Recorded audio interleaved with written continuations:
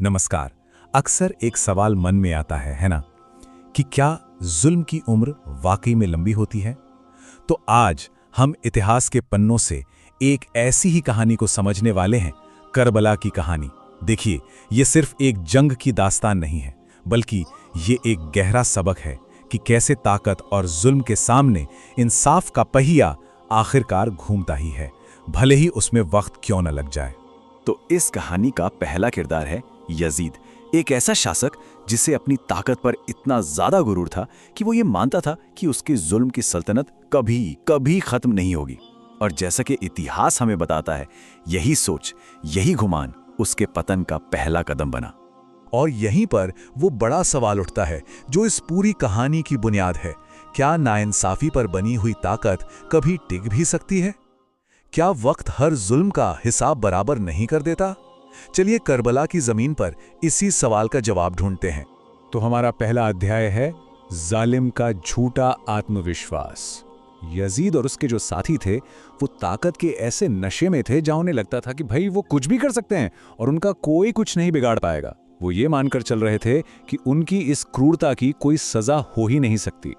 देखिए, यजीद इस जुल्म में अकेला नहीं था। उसके इर्द गिर्द ना इब्न ज़ियाद और इब्न साद जैसे चापलूस गवर्नर और सलाहकार थे, जो हमेशा उसे यही यकीन दिलाते रहते थे कि सब कुछ ठीक है हुजूर, दुनिया आपके कदमों में है। मतलब वही जो वो सुनना चाहता था। और अब कहानी उस मोड़ पर आती है जहां एक दरबार में एक ऐसा जुर्म हुआ जिसने जुल्म की सारी हदें ही तोड़ दी। और सच पूछें तो यही वो पल था जिसने आने वाले वक्त की पूरी कहानी पहले ही लिख दी थी। जरा उस दरबार का मंजर सोचिए। एक तरफ ताकत के नशे में चूर गवर्नर इब्न ज़ियाद बैठा है और उसके ठीक सामने एक तश्तरी में रखा है हक की आवाज बुलंद करने वाले इमाम हुसैन का कटा हुआ सर। इससे ज्यादा दर्दनाक और शर्मनाक मंजर और क्या हो सकता है? लेकिन जुल्म यही नहीं रुका। इब्न ज़ियाद ने अपने अहंकार की इंतहा कर दी। उसने एक छड़ी उठाई और इमाम हुसैन के उन मुबारक लबों पर वार किया, मानो वो ये जता रहा हो कि देखो, उसने हक की आवाज को हमेशा हमेशा के लिए खामोश कर दिया है। लेकिन कहानी यहां खत्म नहीं होती, बल्कि यहीं से तो एक बहुत बड़ा मोड़ आता है। क्योंकि जुल्म चाहे कितना भी ताकतवर क्यों ना लगे, वक्त और इंसाफ का पहिया वो तो हमेशा घूमता है। चलिए देखते हैं कि ये कैसे हुआ। लेकिन इंसाफ वो फौरन नहीं हुआ।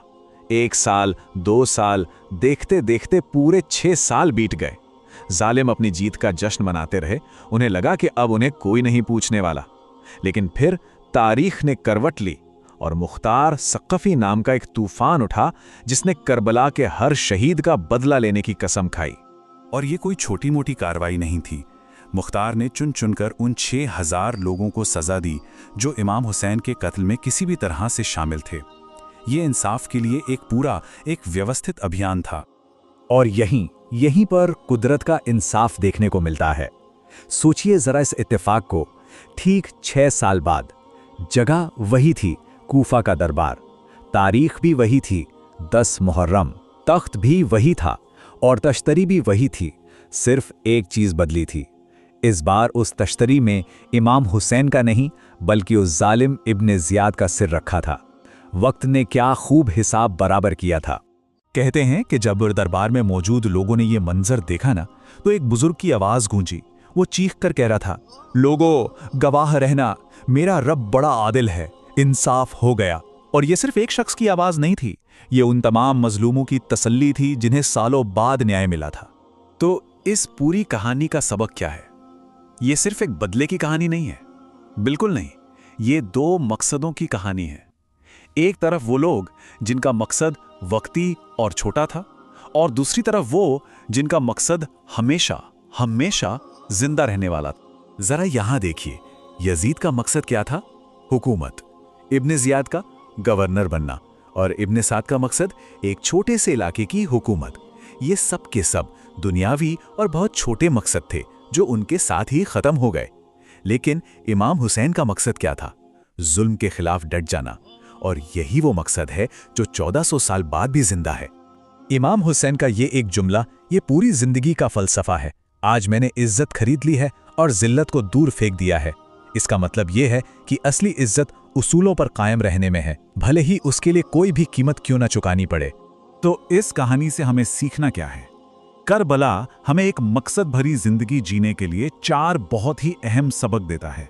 चलिए उन्हें एक एक करके समझते हैं। तो एक मकसद वाली जिंदगी के लिए 4 कदम हैं। पहला, इखलास लाएं, यानी अपनी नीयत को सिर्फ एक बड़े आला मकसद के लिए साफ रखें। दूसरा, खौफ निकालें, अल्लाह के सिवा किसी और का डर दिल से निकाल दें। तीसरा, हदफ बड़ा बनाएं, छोटे मोटे दुनियावी मकसद नहीं बल्कि एक ऊंचा मकसद तय करें। और चौथा, जद्दोजहद को अपनाएं, ये समझें कि बड़े मकसद के लिए मेहनत और संघर्ष से तो गुजरना ही पड़ता है। इसे ऐसे समझ सकते हैं, जब किसी का मकसद सिर्फ एक गाड़ी या एक घर या एक प्रमोशन होता है तो वो हासिल होने के बाद ना एक खालीपन सा महसूस होता है।